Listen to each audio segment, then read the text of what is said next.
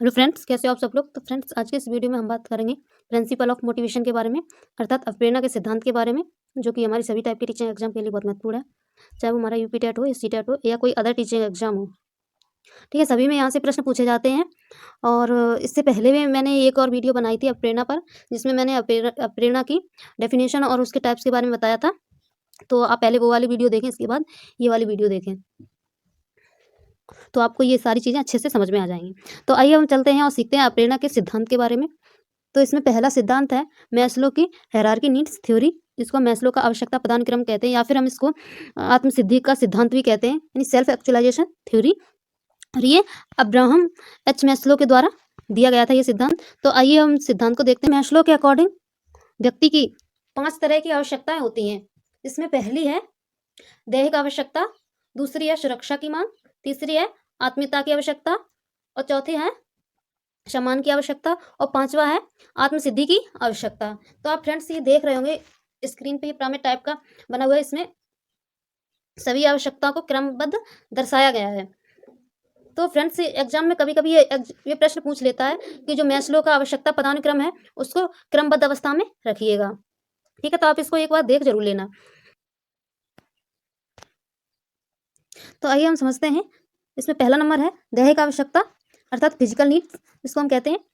तो इसमें क्या क्या आता है, इसमें जैसे कि भूख लगना हो गया, प्यास लगना हो गया, खाना हो गया, पीना हो गया, ठीक है, और सेक्स, सोना, ठीक है, ये सांस लेना आदि जैसी चीजें होती हैं, जो कि व्यक्ति को मिलना बहुत जरूरी होता है। ठीक है, क्योंकि जो खाना हो गया, पीना हो गया, सोना हो गया या सांस लेना हो गया, यदि ये सारी चीजें व्यक्ति को नहीं मिलेंगी तो क्या होगा, व्यक्ति की डेथ हो जाएगी।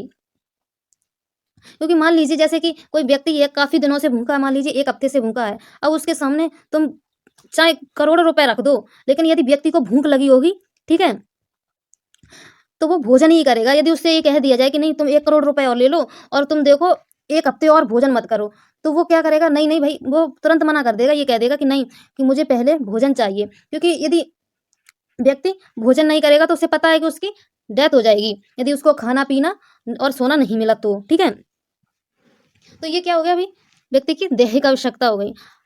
अब है नंबर 2 सुरक्षा की मांग, यानी सेफ्टी नीड। अब सेफ्टी नीड में जैसे कि शारीरिक सुरक्षा हो गई, और देखो नौकरी है, ठीक है, इसके अलावा संसाधन है आने जाने के लिए, गमन करने के लिए, ठीक है, और क्या हो गया, घर हो गया, और जरूरतें जो कि व्यक्ति को चाहिए ही चाहिए होती है जीवन यापन करने के लिए। जैसे कि मान लीजिए कि व्यक्ति है, अब व्यक्ति को पहनने के लिए यानी शारीरिक सुरक्षा के लिए क्या चाहिए, वस्त्र चाहिए, रहने के लिए घर चाहिए, और क्या भाई, और वस्तुओं का भाई क्रय विक्रय करने के लिए क्या चाहिए, कुछ संसाधन या धन वगैरह भी होना जरूरी है। तो ये सारी चीजें किस में आ जाती हैं, सेफ्टी नीड्स में। अब ये कंप्लीट हुआ तो फिर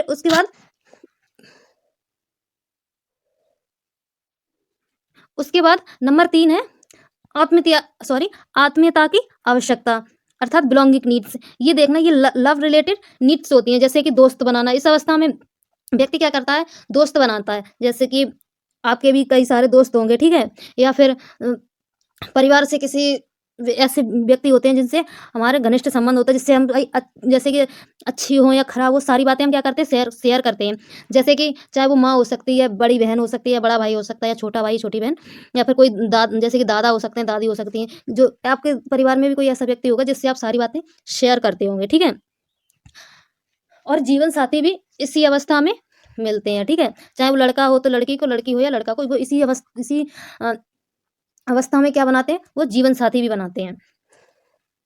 ठीक है, तो अब नंबर 4 है अब सम्मान की आवश्यकता। अब चाहे कोई भी व्यक्ति हो, चाहे प्रत्येक व्यक्ति को भाई सम्मान की यानी स्टीम नीड्स की जरूरत होती है, यानी सम्मान की आवश्यकता होती है। जैसे कि मान लीजिए कोई लड़का है, ठीक है, या कोई लड़की है, XYZ, मान लीजिए, जैसे कि अभी मैंने बताया था कि जो बिलोंगिंग नीड्स है ये लव रिलेटेड होती है, इसमें दोस्त या जीवन साथी आदि व्यक्ति चुनता है। ठीक है, तो अब मान लीजिए कि कोई व्यक्ति है, लड़का है या लड़की है, उसकी क्या होगी, शादी पक्की होगी, ठीक है। तो अब जब शादी पक्की हो जाएगी, तो वो ये कह देगा कि भगवान ने मेरे को सब कुछ दिया है, ठीक है, यानी भगवान की कृपा से मैं अपना अच्छा खासा कमा खा रहा हूँ, मेरे पास सब कुछ है, मुझे दहेज नहीं चाहिए, ठीक है, लड़का ये कह देगा। और लड़की ये कहती है कि भाई मैं किसी के ऊपर डिपेंड नहीं रहूंगी, मैं खुद से कमाऊंगी और खाऊंगी अपना, ठीक है। कि मुझे किसी और पे डिपेंड नहीं रहना है। तो ये कैसी हो गई, एक सम्मान की भावना हो गई कि भई भगवान ने मेरे को सब कुछ दिया है, कि मेरे पास सारी चीज़ें हैं, कि मुझे दहेज नहीं चाहिए बस। तो ये कैसी हो गई भई, सम्मान की भावना के थ्रू ये सारी बातें कही इन लोगों ने। तो ठीक है, तो आई होप आप ये चौथा नंबर भी समझ गए होंगे। अब है नंबर 5 यानी आत्म-सिद्धि की आवश्यकता, यानी सेल्फ एक्चुअलाइज़ेशन, ठीक है? तो इस वाली अवस्था में क्या होता है कि जो व्यक्ति है देखना, व्यक्ति 100% में से मुश्किल से मुश्किल 10% लोग ही मिलेंगे जो इस वाली अवस्था में आते होंगे, ठीक है? जैसे कि इस वाली अवस्था में ऐसे व्यक्ति आते हैं जो कि अपने बारे में ना सोच के समाज के बारे में सोचते हैं। जैसे कि हमारे आर्मी के जवान हो गए, ठीक है? या जो पहले जो हमारे शहीद थे जैसे कि भगत सिंह हो गए, चंद्रशेखर आज़ाद हो गए, जो क्या हुआ, जो अपने बारे में ना सोच के देश के बारे में सोचा और वो शहीद हो गए, ठीक है? यानी समाज के लिए मर मिट जाना, या फिर ये कह सकते हैं अपने अपने बारे में ना सोच के समाज के बारे में सोचना और सहायता करना लोगों की। तो इस वाली अवस्था में ऐसे लोग आते हैं, ठीक है? तो आई होप आप ये समझ गए होंगे अच्छे से। अर्थात आत्म-सिद्धि की आवश्यकता, अर्थात इसमें ऐसे व्यक्ति आते हैं जो कि समाज के प्रति समर्पित होते हैं। तो अब हम देखते हैं नंबर 2 है मूल प्रवृत्ति का सिद्धांत। तो यह सिद्धांत विलियम मैकडूगल द्वारा दिया गया था और इन्होंने 14 प्रकार की मूल प्रवृत्तियाँ बताई थी। तो मैं इसको एक अलग वीडियो में बता दूँगी। ये अगर मैं इसमें बताऊँगी तो ये वीडियो और ज़्यादा लॉन्ग हो जाएगी। तो इसके लिए मैं एक अलग वीडियो बना दूँगी। तो आइए हम नंबर 3 देखते हैं। नंबर 3 है उपलब्धि और प्रेरणा सिद्धांत, यानी अचीवमेंट मोटिवेशन थ्योरी। तो आइए हम इसको समझ लेते हैं। तो जो यह सिद्धांत है वो डेविड मैक्लीलैंड के द्वारा दिया गया था और इन्होंने इस सिद्धांत के थ्रू ये बताया था कि जो व्यक्ति है वो चुनौतीपूर्ण और कठिन कार्यों में संतोषजनक निपुणता प्राप्त करने की आशा ही क्या कहलाती है, उपलब्धि या प्रेरणा कहलाती है। जैसे कि इसको एग्जाम्पल के थ्रू समझ लेते हैं। जैसे कि सरकारी नौकरी पाने के लिए अभी जॉब पाना, भाई सरकारी टीचर की जॉब पाना कोई आसान काम थोड़ी ना है, ठीक है? तो वही कहा जा रहा है कि इसमें इसको अपने आप से रिलेटेड करके देखिए, आपको ये बहुत ही ईज़ी और सरल लगेगी और आपको जल्दी से ये याद भी हो जाएगी, देख लेना आप। तो मान लीजिए कि आप लोगों को क्या करना है, अभी सरकारी जॉब पानी है, ठीक है? और उसके लिए आपको क्या करनी होगी, मेहनत करनी होगी, अर्थात चुनौतीपूर्ण और कठिन कार्यों को करना होगा, यानी जो सिलेबस होगा उसको हमें क्या करना होगा, कंप्लीट करना होगा, ठीक है?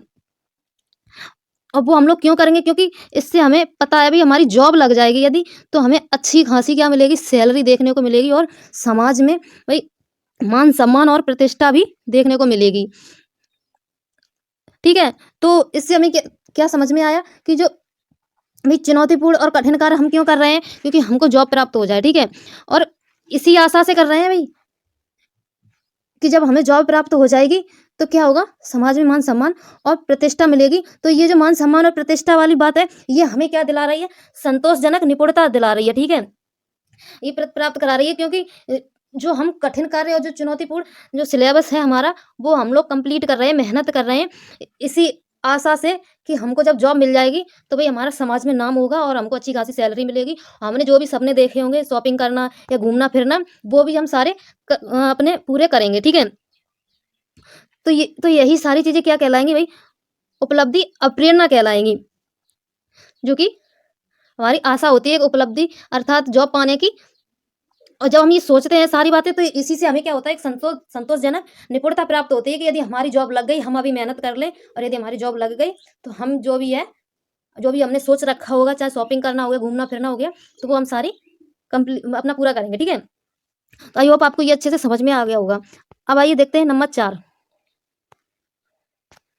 तो नंबर 4 सिद्धांत है हमारा प्रेरणा स्वास्थ्य सिद्धांत, यानी हाइजीनिक मोटिवेशन थ्योरी। तो यह सिद्धांत है वो फ्रेडरिक हर्ज़बर्ग द्वारा दिया गया था। यानी जो स्वास्थ्य प्रेरणा का जो सिद्धांत है वो फ्रेडरिक हर्ज़बर्ग द्वारा दिया गया था। किसके द्वारा? फ्रेडरिक हर्ज़बर्ग के द्वारा दिया गया था और इनके अकॉर्डिंग इन्होंने बताया था कि जो भई बच्चा है या कोई व्यक्ति है, ठीक है? वो क्या है, यदि मेंटली और फिजिकली रूप से स्वस्थ है, ठीक है? तो वो इंटरेस्ट से कार्य करेगा, जो पढ़ाई कर रहा है या फिर कोई अन्य कार्य कर रहा है, तो वो अपना मन लगा के कार्य करेगा, ठीक है? और लेकिन अगर वही बच्चा या व्यक्ति अस्वस्थ है, तो उसका काम करने में बिल्कुल भी इंटरेस्ट नहीं होगा। क्योंकि आप ये खुद देख सकते हो कि यदि आपको कोई बुखार वगैरह आ जाए या कोई बीमारी हो जाए या चोट लग जाए, ठीक है? तो क्या आपका उतना इंटरेस्ट होगा जितना कि आप स्वस्थ हो तब कार्य करते हो, तब आपका मन लगता है? नहीं होगा, क्योंकि आप अस्वस्थ हो। और यदि स्वस्थ होगे तो आप कार्य अच्छे से करोगे, और वहीं अगर अस्वस्थ हो जाओगे तो उसकी अपेक्षा अ, यदि आपको करना भी पड़े तो कम कर पाओगे, उतना नहीं कर पाओगे जितना आप स्वस्थ हो, ठीक है? तो जो हर्षवर्ग थे, उन्होंने इस सिद्धांत के थ्रू यही बताया कि यदि व्यक्ति या बालक जब फिजिकली और मेंटली रूप से स्वस्थ है तो वो इंटरेस्ट से कार्य करेगा, यदि नहीं स्वस्थ है तो वो कार्य नहीं इंटरेस्ट के साथ करेगा, ठीक है? तो आई होप आप ये अच्छे से समझ गए होंगे। अब आइए 5वां नंबर देखते हैं। 5वां नंबर है प्रोत्साहन का सिद्धांत, अर्थात प्रिंसिपल ऑफ एनकरेजमेंट। तो इस सिद्धांत के प्रतिपादक बाल्स और कॉफमैन है, ठीक है? यानी कौन है? बाल्स और कॉफमैन किस सिद्धांत के? प्रोत्साहन सिद्धांत के, ठीक है? आइए अब देखते हैं कि इन्होंने इस सिद्धांत के बारे में क्या कहा है। इस सिद्धांत के अनुसार व्यक्ति किसी बाहरी उद्दीपक से प्रेरित होकर कार्य करता है, ठीक है? अब वो कैसे? जैसे कि मान लीजिए कि आपके आस-पड़ोस में कोई डॉक्टर है, व्यक्ति है, या फिर कोई इंजीनियर है, या मान लीजिए कोई अधिकारी पद पर है, ठीक है? तो अब पड़ोस में एक दूसरा बालक है या कोई व्यक्ति है, वो उस व्यक्ति को देख कर क्या हो रहा है? प्रेरित हो रहा है, यानी वो एक तरीके का बाहरी उद्दीपक कहलाएगा। क्योंकि मान लीजिए कोई बालक है, यदि उस व्यक्ति को देखेगा तो वो ये सोचेगा अपने मन में कि भाई ये व्यक्ति है, इसकी तरह मुझे भी बनना है। तो ये बालक के लिए क्या होगा भाई? बाहरी उद्दीपक का कार्य करेगा, ठीक है? या फिर हम एक और एग्जांपल ले लेते हैं, जैसे कि जैसे कि बालक नहीं होते जो इंटर इंटर पास करना, या फिर हाई स्कूल पास करने के लिए, या फिर आपके घर वाले ही बोल दें कि भाई जॉब पालो तो हम तुम्हें बाइक दिला देंगे, ठीक है? कि पेपर पास कर लो, या फिर देखो जॉब पालो तो तुम्हारी लड़कियों से कह देगा कि तुम्हारे अच्छे घर में शादी हो जाएगी। तो ये सारी बातें किसके लिए? ये बाहरी उद्दीपक का कार्य करेंगी, क्योंकि ये बोल दिया जाता है कि भाई तुम पेपर पास कर लो तो तुम्हें बाइक दिलवा दी जाएगी, या फिर लड़कियों से कह दिया जाता है कि भाई अच्छी घर में तुम्हारी शादी हो जाएगी। तो ये सारी बातें क्या होती हैं? बाहरी उद्दीपक का कार्य करती हैं। तो आई होप आप ये अच्छे से समझ गए होंगे 5वां। अब है 6th नंबर की बारी। और 6 नंबर है इसमें क्षेत्रीय सिद्धांत, यानी रीजनल थ्योरी जिसको हम कहेंगे। ये सिद्धांत वही कुर्ट लेविन द्वारा दिया गया था, यानी जो इस सिद्धांत के प्रतिपादक कुर्ट लेविन है, ठीक है? नहीं, किस सिद्धांत के? क्षेत्रीय सिद्धांत के। कौन है? कुर्ट लेविन, ठीक है? आइए अब हम ये देखते हैं कि इन्होंने इस सिद्धांत के बारे में क्या बताया है। तो जो व्यक्ति का व्यवहार उन सभी कारकों द्वारा प्रभावित होता है जो उसके क्षेत्र के वातावरण में उपस्थित होता है, ठीक है? यानी जो एक व्यक्ति है, ठीक है, चाहे हम हो या आप हो, ठीक है, जो हमारा आपका व्यवहार होता है वो हमारे आसपास के वातावरण के जरिए भी देख लेना कहीं ना कहीं प्रभाव जरूर पड़ता है, ठीक है? चाहे हम हो या आप हो या कोई अदर व्यक्ति हो, ठीक है? क्योंकि हम सारी चीजें जो होते हैं अपने वातावरण से ही सीखते हैं। तो इस सिद्धांत के थ्रू यही बताया जा रहा है कि जो व्यक्ति है उसका व्यवहार है और उसके जो सभी कारक होते हैं वो किसके द्वारा प्रभावित होते हैं? उसके क्षेत्र के वातावरण के द्वारा प्रभावित होते हैं, और वो उसी के अकॉर्डिंग कार्य करता है।